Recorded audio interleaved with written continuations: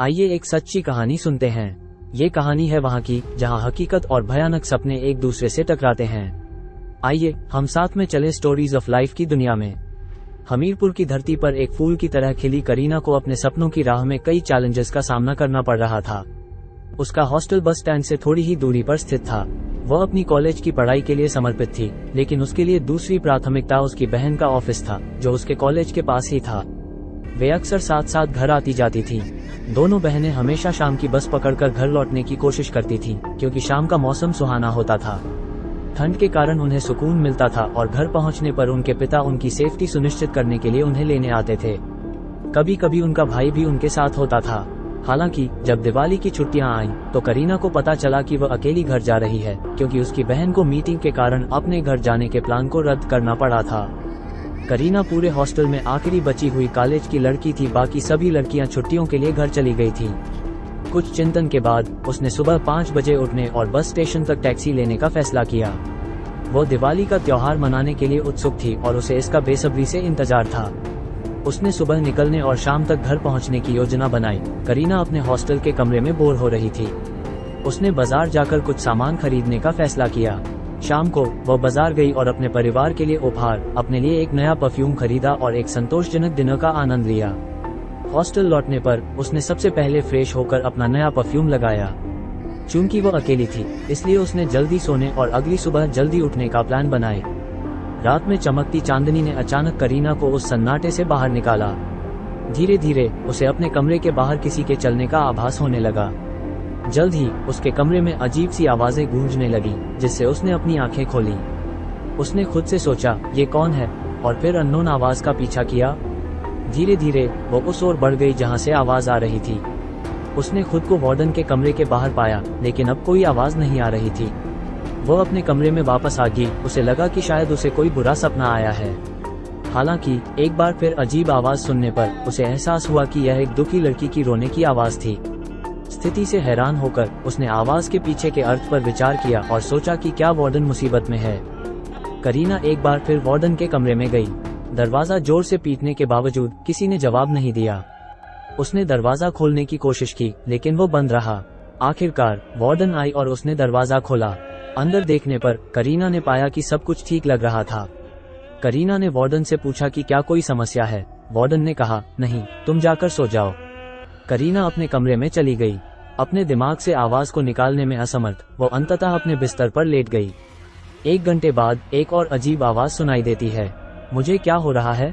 क्या मैं पागल हो रही हूँ? करीना सोचती है। इस बार आवाज करीना के अपने कमरे से आ रही है, खास तौर पर अलमारी से। डरी हुई करीना खुद को शांत करने की कोशिश करती है और चादर ओढ़कर सोने की कोशिश करती है और एक एक करके अलग अलग देवताओं का नाम लेती है। करीना को लगा जैसे कोई उसे देख रहा है और उसकी पीठ को छू रहा है, लेकिन जब उसने देखा तो वहाँ कोई नहीं था। कमरे के कोने में एक छोटी सी तस्वीर उभरी और एक आवाज ने कहा, मैं तुम्हें देख रही हूँ करीना। उसने पलट कर देखा, लेकिन वहाँ कोई नहीं था। वो डर गई और अपने बैग लेकर भागने लगी। जब वो बाहर आई तो उसने देखा कि गार्ड सो रहा था। उसने मदद के लिए पुकारा, यह नहीं जानते हुए कि कोई उसकी आवाज सुन नहीं पाएगा। वो सड़क की ओर भागी, लेकिन उसे ऐसा लगता रहा जैसे कोई उसका पीछा कर रहा है। वो डरी हुई लग रही थी। अचानक करीना ने टैक्सी का हॉर्न सुना। टैक्सी ड्राइवर को देखकर वो घबरा गई। टैक्सी ड्राइवर ने उससे पूछा कि वो इतनी सुबह कहाँ जा रही है। वो थोड़ा अजीब लग रहा था और अजीब तरह से बात कर रहा था। करीना ने उसे बताया कि वो बस स्टैंड जा रही है। टैक्सी ड्राइवर ने उसे टैक्सी में बैठने के लिए कहा। टैक्सी ड्राइवर ने कहा, लेडी, ये सड़क खाली लग रही है, शायद हमें यहाँ से टैक्सी नहीं चलानी चाहिए। लेकिन करीना ने उसे सीधे चलते रहने के लिए कहा। टैक्सी ड्राइवर ने उसकी बात सुनी और मुस्कुराते हुए सीधी सड़क पर गाड़ी चला दी। अचानक एक लड़की ने टैक्सी ड्राइवर से सवारी के लिए हाथ हिलाया। टैक्सी ड्राइवर ने पूछा कि क्या उसे सवारी देनी चाहिए, क्योंकि वह अकेली लग रही थी। करीना ने सोचा कि यह एक अच्छा विचार है, क्योंकि टैक्सी में एक और लड़की होने से उसे कंफर्टेबल महसूस होगा। टैक्सी ड्राइवर ने टैक्सी रोकी और लड़की अंदर बैठ गई। करीना ने देखा कि लड़की के हाथ जल गए थे और ऐसा लग रहा था कि उसे बहुत चोट लगी है। इससे करीना डर गई और उसका दिल तेजी से धड़कने लगा। फिर करीना ने देखा कि लड़की के चेहरे पर एक डरावनी परछाई थी। करीना ने टैक्सी ड्राइवर को रुकने के लिए चिल्लाया और पूछा कि क्या हो रहा है। जब ड्राइवर ने मुड़कर देखा तो उसकी आवाज अलग थी और उसने पूछा कि वो एक लड़की से क्यों डर रही है। लेकिन जब करीना ने उसकी तरफ देखा तो वह उसके चेहरे को लाल आंखों और मुंह से खून बहते हुए देखकर चौंक गई। उसे लगा कि वो खतरे का सामना कर रही है और उसने जल्दी से दरवाजा खोला और भाग गई। सुबह 5 बजे करीना भाग रही थी, तभी उसे हनुमान जी का मंदिर दिखाई दिया। वो अंदर गई और मंदिर के पुजारी ने उसे देखा। पुजारी ने उससे पूछा कि क्या वो ठीक है। करीना ने पुजारी को सब कुछ बताया। पुजारी ने करीना को बताया कि उसके साथ कुछ ठीक नहीं है और पिछले 9 सालों से हर साल दिवाली से पहले की रात को ऐसा होता आ रहा है। करीना ये सुनकर चौंक गई। पुजारी ने पुष्टि की कि यह सच है। ऐसा पहली बार 9 साल पहले दिवाली से पहले की रात को हुआ था। एक अंधेरी और शांत रात में एक आदमी अपनी पत्नी को अपनी कार में ले जा रहा था। सड़क पर एकमात्र आवाज उनकी कार की थी। तभी एक बड़ा ट्रक तेजी से उनकी ओर आया। ट्रक ने उनकी कार को टक्कर मार दी, जिससे बहुत तेज आवाज हुई। उनकी कार पलट गई और ट्रक ड्राइवर उनकी मदद करने के लिए बाहर आया। लेकिन जब उसने महिला को देखा तो वह हैरान रह गया। उसकी आंखें लाल थीं और उसके मुंह से खून बह रहा था और आगे कुछ और भी डरावना होने वाला था। कार में आग लग गई और महिला चीखने लगी। महिला की मृत्यु हो गई, लेकिन कार चलाने वाला व्यक्ति बच गया। वो ट्रक ड्राइवर की तरह दिखने वाले किसी भी व्यक्ति के पीछे जाती है क्योंकि उसकी गंध उसके सिर में अटकी हुई है, भले ही उसने उसे वास्तव में कभी नहीं देखा हो।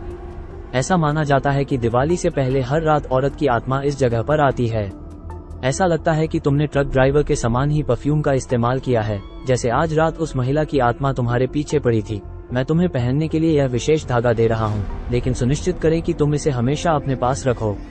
यदि तुम इसे खो देते हो तो कुछ बुरा हो सकता है और तुम्हें इसके परिणाम भुगतने होंगे। पुजारी ने कहा, चिंता मत करो, मैं तुम्हें बस स्टॉप तक पहुंचा दूंगा। उसके पास अपनी कार थी और वह उसे बस स्टॉप तक ले जाते समय उसमें बैठा था। उस समय से करीना ने कोई परफ्यूम नहीं लगाया है। 3 साल हो गए हैं, लेकिन उसे अभी भी चैन से सोने में दिक्कत होती है। उसे अक्सर रात में उस औरत के सपने आते हैं। अगर आपको ये कहानी दिलचस्प लगी तो भूलिए मत लाइक बटन को दबाकर इसे अपने दोस्तों के साथ शेयर करें।